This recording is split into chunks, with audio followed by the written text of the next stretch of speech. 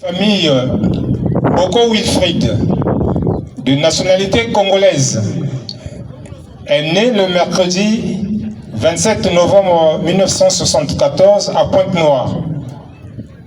De père menuisier charpentier, Boula François, et de mère ménagère, Kenge Annette.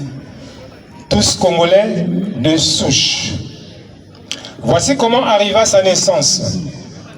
L'évolution et le terme de la grossesse de sa mère étaient un grand mystère. Elle tomba enceinte pendant qu'elle était malade et dans la guérison nécessitait une intervention chirurgicale selon le médecin traitant de l'époque de l'hôpital Adolphe Cissé. Monsieur Malonga, lui aussi médecin de son état, décida l'annulation de cette intervention chirurgicale et la mise sous traitement oral. Cet acte avait donc permis la croissance du fœtus jusqu'à terme. Ensuite, dès le premier jour de sa naissance, commencèrent ses épreuves par le vol de sa layette dans ce même hôpital.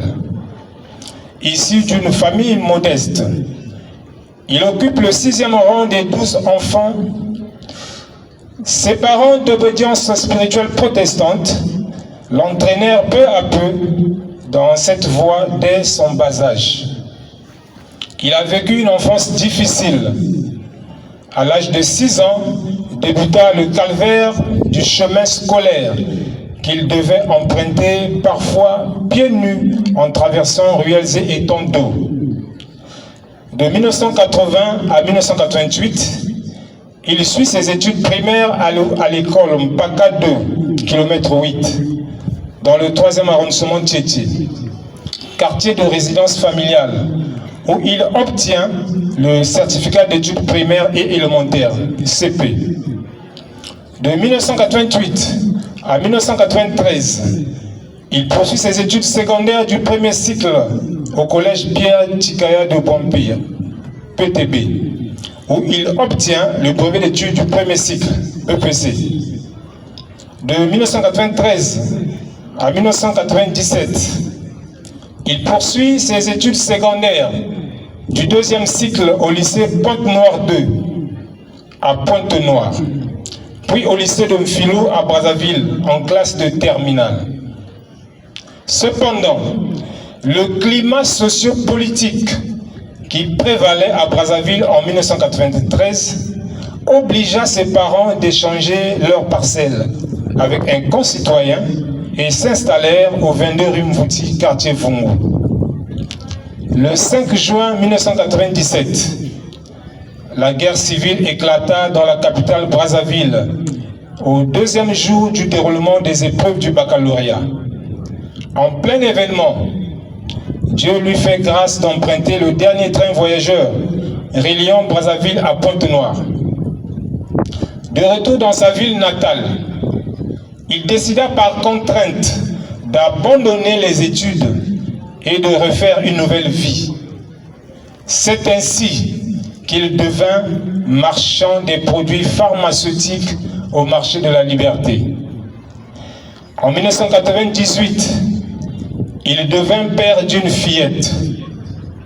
En cette même année, le Créateur réclama tout son être à son service afin d'accomplir sa mission. Suite à cela, des grandes menaces commencèrent dans sa vie. Il passa des moments de fragilité. Une pathologie le secoua, présentant ainsi des sensations inexplicables et des bouffées de chaleur à certains points vitaux de son corps. Après multiples consultations médicales et rencontres d'hommes spirituels qui lui révélèrent sa grande mission divine pour l'humanité, sa situation demeura sans succès et le mit dans un état de relâche ou d'abandon qui occasionna le départ de sa compagne. Dès lors, il devait faire route seul en suivant la mission que Yahvé l'avait confiée, avec à ses côtés sa petite fille de 17 mois. Ces tourments durèrent jusqu'en l'an 2000. Tout ceci n'était que le présage de l'appel du Très-Haut qui se faisait jour dans sa vie depuis 1997. C'est ainsi qu'en 2001, après une longue période de résistance à la volonté du Tout-Puissant, conditionné au moyen de sa survie, qu'il entendit la voix de l'Éternel qui ressemblait à des coups de tonnerre, accompagnés des éclairs, lui ordonnant de se retirer du monde ambiant et de demeurer dans cet enclos parcellaire d'une superficie de 500 mètres carrés, C22 rue Mvouti, quartier Vungu, dans lequel il vit et fait tous ses mouvements jusqu'à ce jour.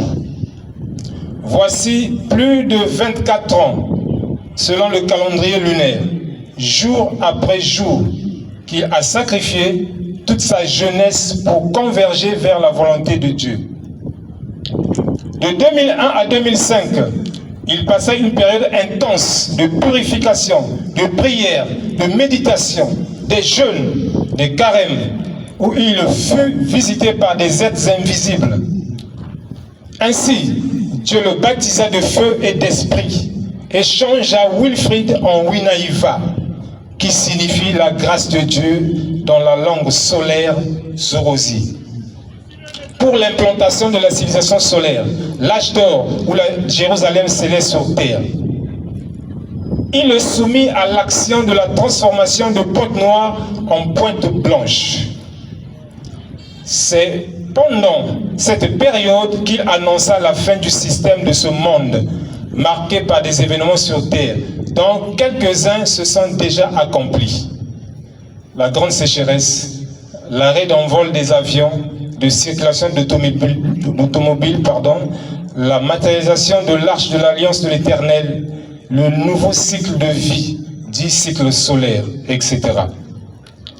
Très convaincu de la relation qui le liait dorénavant avec Jéhovah, il refusa toutes sortes de formations professionnelles et offres d'emploi qui se présentaient à lui, pour ne faire que la volonté de Dieu sans compromis.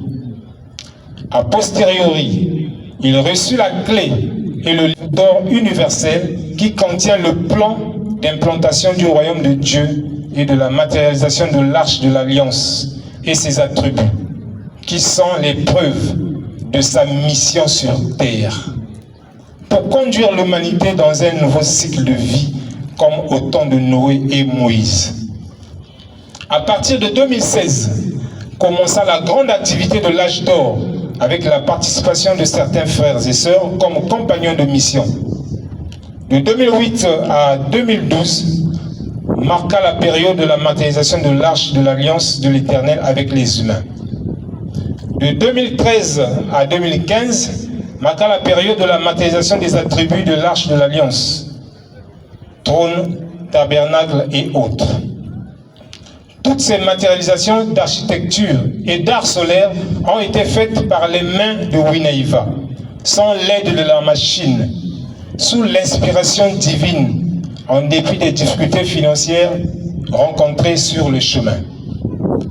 Le dimanche 13 novembre 2016 à 5 heures du calendrier grégorien marqua la date de la sortie et la présentation de l'arche et ses attributs aux yeux du monde. Cette date et heure correspondent à l'origine des temps, de la montre solaire et du calendrier solaire. 2 semaines après la présentation de l'arche de l'Alliance de l'Éternel et ses attributs, Winaïva donna aux yeux du monde l'importance de ce vaisseau spatial sur Terre qui vient pour abriter l'humanité d'un déluge à venir et pivoter le monde dans un nouveau cycle de vie. En 2017, il annonça le message, ainsi dit l'Éternel, où il prédit la fermeture des églises et de la Bible. Au cours de cette même année, quelques frères autour de lui, adhérant à sa vision, décidèrent sous l'inspiration divine de créer la fraternité Winaïva afin de l'accompagner dans sa mission.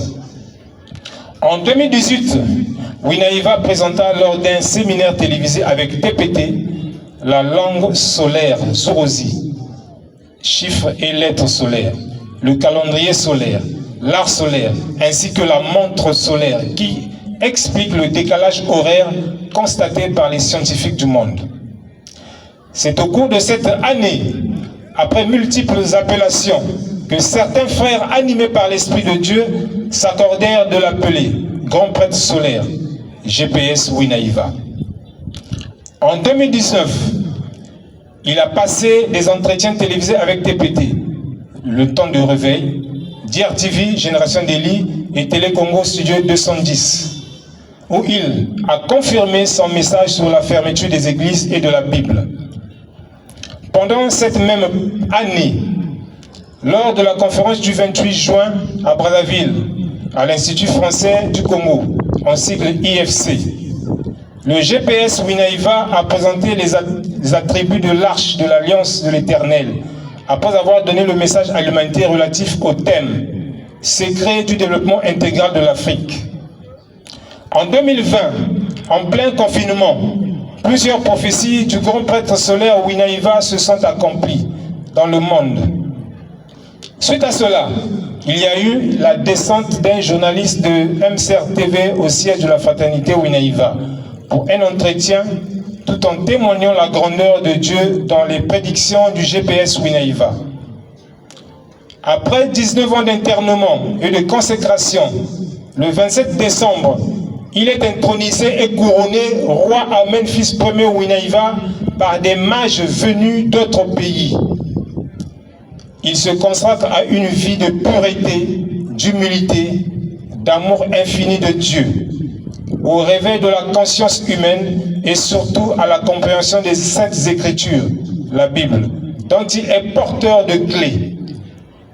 Il canalise, enseigne l'homme sur la spiritualité verticale et l'oriente à développer les dons et les forces de cohésion de l'âme qui sont enfouies en lui. Enfin, le roi Memphis Ier Winahiva vient avec le message du soleil levant, qui donne vie et un sens à l'hymne national la congolaise, aux prophéties des maîtres et prophètes du cycle dernier, ainsi qu'aux 2 derniers chapitres 21 et 22 du livre d'Apocalypse. Je vous remercie pour votre aimable attention. Merci. Vraiment, on continue d'acclamer celui qui venait donc de lire